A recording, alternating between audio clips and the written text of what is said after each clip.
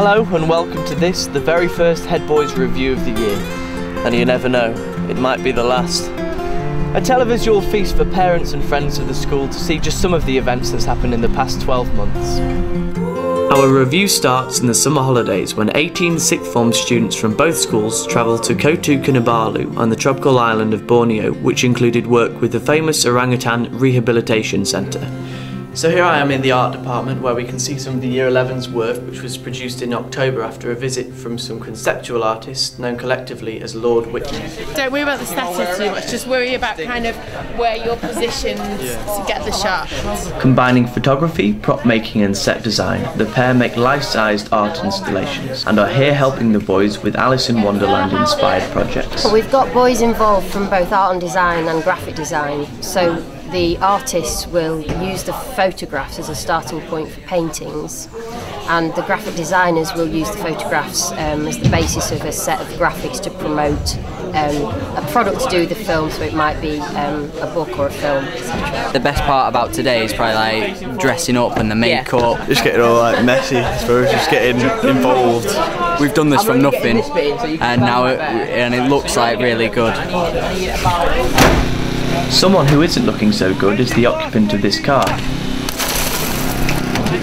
Cheshire's Fire and Rescue Team came in to demonstrate to the sixth form how they safely extract a trap driver from a vehicle. And that just gets him clear of the car so that he can be looked at now by paramedics and stabilised before being transported off to hospital. Another visitor in November is no stranger to the school, as he's been here a number of times and always to critical acclaim.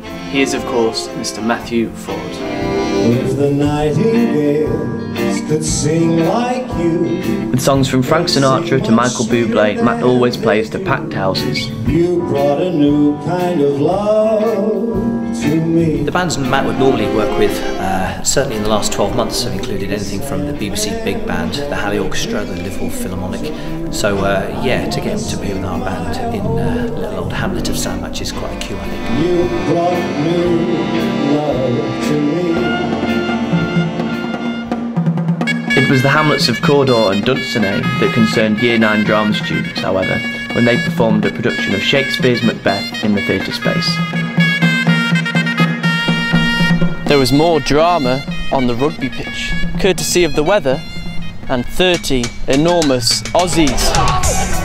In torrential rain, teams from St Ignatius College, Riverview, in New South Wales battled it out with our lads as part of their European tour.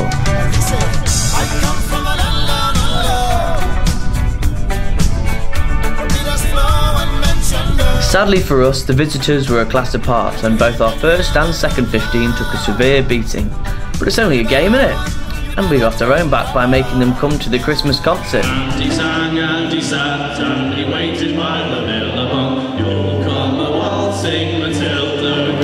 As usual, the concert was a huge success, showcasing many different musical groups and soloists to a festive audience. One highlight was the Year 7 choir, made up of more than 200 boys performing The Christmas Jazz by Kenneth Cartwright.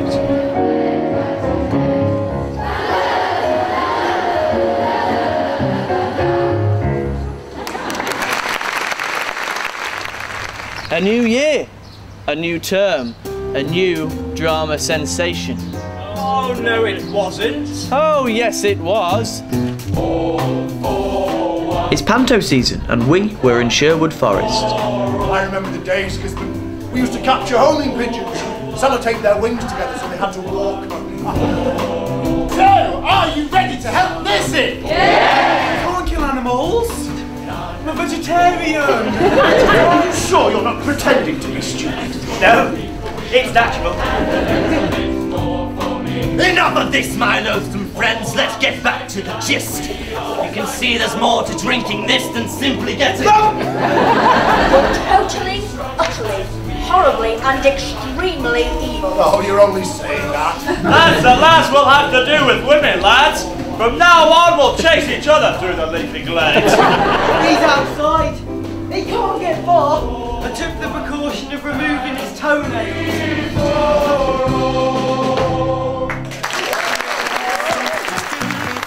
More thespian shenanigans, which involved all years and girls from the high school, was the evening of dance.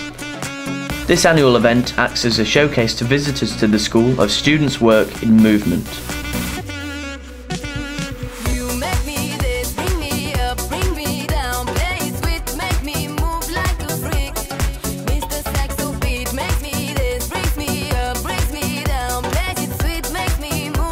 And then there was drama, darling. I know exams are tough. He does know, dear. Life is tough. But exciting. Life's the jungle. An exciting jungle. And when you're in the jungle, the vibrant jungle, you want to be a cheetah, not a limping wilderness. Don't about. Don't freeze. Don't rush. Don't worry. Don't hurry. And don't get nervous. You're 16 years old and you've got an ulcer.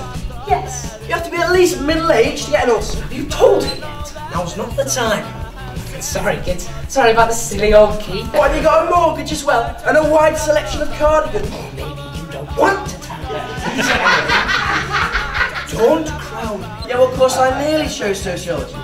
But in the end, I opted for the intellectual challenge of woodwork. You said you'd tell her. I said don't crowd me! I can't turn this key if you crowd me. My good friends, I serve a greater master than the king. The heavens themselves have dictated that men be free to love and live in full pleasure of their gifts. Ophelia is one such gift. Is it a man's duty to accept the future handed down to him? Or to arm himself against the will of fate and carve out his own fortune? I shall meet her tonight, whether my father likes it or not. This is murder, Laertes. If we're caught, we could be put to death. The king. Ah! What would happen, say, if Hamlet were removed from death? Then the direct succession would be interrupted. And then, who is to say a peasant could not be king? Who is to say not Laertes? This is a new National Theatre Connections play set 10 years before Shakespeare's famous Hamlet. And it was so successful, it transferred to the Lowry. He's coming from the 19th century and he's fighting against 20th century weapons, isn't he?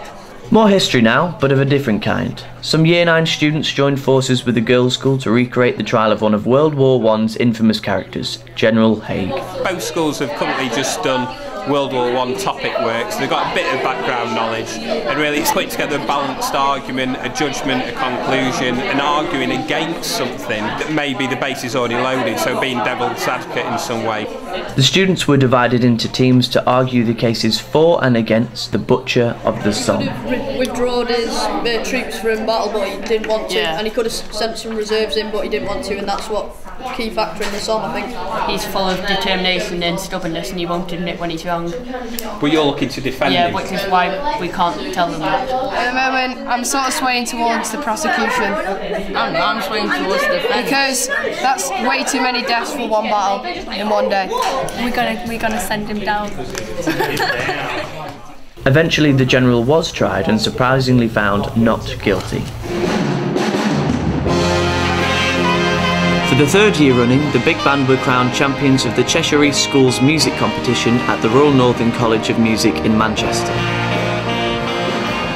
And the newly formed ukulele band, led by Miss Roberts, were the audience's favourites at this year's spring concert.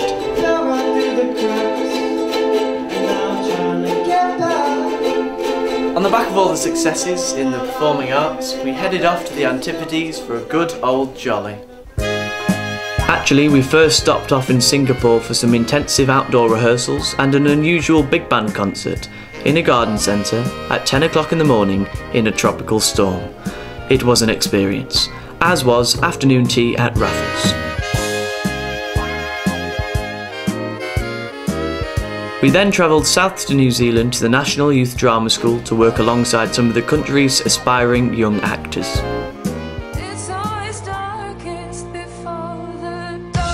We weren't the only department on a trip down under. 16 geography students were also here.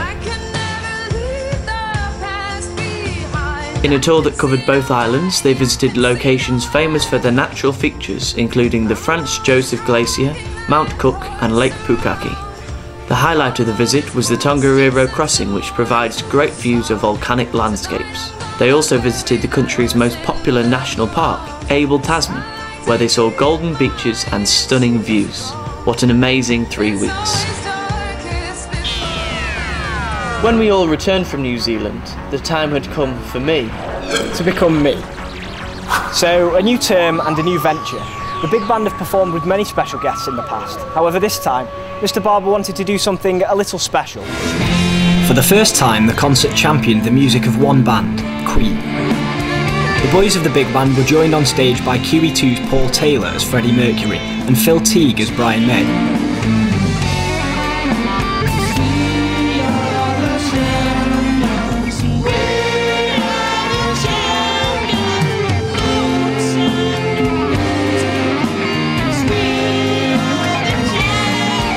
By the end of the evening, the audience were on their feet, demanding more.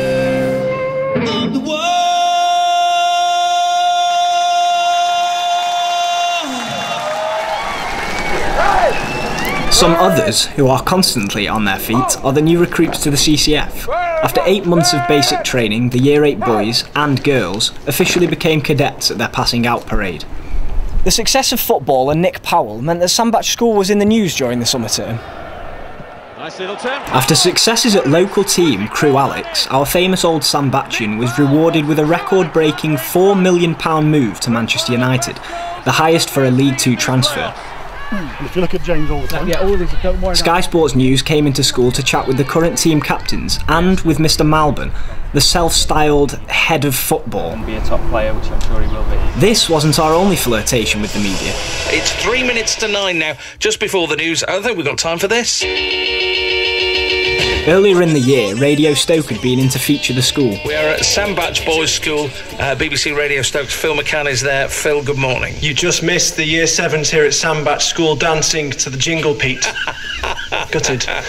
This is my favourite location I think that we've ever done educating Peter from. I'm in the school's chapel. Really? Yes, I'm in the chapel, of course, yes. And some Year 7 students quizzed the breakfast show host live on air. George, and this is a PE question. How many gold medals did Britain win in the Beijing 2008 Olympics? I'm going to say 12. This is make or break, everybody, don't forget. If Pete wins this, he's won the whole thing. The number that Pete said was 12. George, what is the real answer? It's 19. More recently, a group of English students visited Signal Radio to write and record some radio adverts to publicise the school's open days in September. That was okay, that was a good one. Come to Sandbach School for Boys Open Day, where the traditional meets the modern, specialising in arts and sports with ex-students like Manchester United player Nick Powell and Sale Sharks captain James Gaskell, and the new sixth form centre with the latest technology, plus regular travel to places like Borneo, Madagascar and New Zealand, and with outstanding results with 90% of students obtaining A to C grades at GCSE. Find out more at the Sandbach School Open Weekend on Saturday the 22nd of September. There is a risk we just take the whole conversation way off where we're going. The boys worked with radio presenter Perry Spiller of Perry and Louise fame, and even had a go at presenting the show. Lovely, right. With ArnoldClark.com, get a 12-plate Vauxhall Corsa 1.2i 16 valve from $9,495. Hi, this is Jack with the weather. Bright and sunny morning, clouds moving in today. Back at school, design and technology students displayed some of their GCSE work for parents in the department's first public exhibition.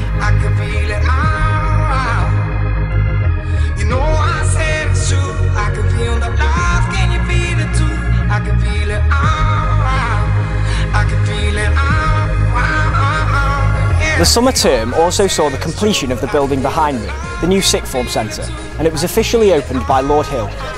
Together with local MP Fiona Bruce and senior members of staff, Lord Hill was given a taste of some of what Sandbach School has to offer. One! No! Judgment! A hit! I do declare it. Work on the sixth form centre itself had started towards the end of last year, and in a matter of months it's been enlarged and modernised to accommodate a growing number of students. Some of them attended the opening ceremony, and together with governors and members of staff, chatted with Lord Hill about life at the school. Then it was time for the unveiling.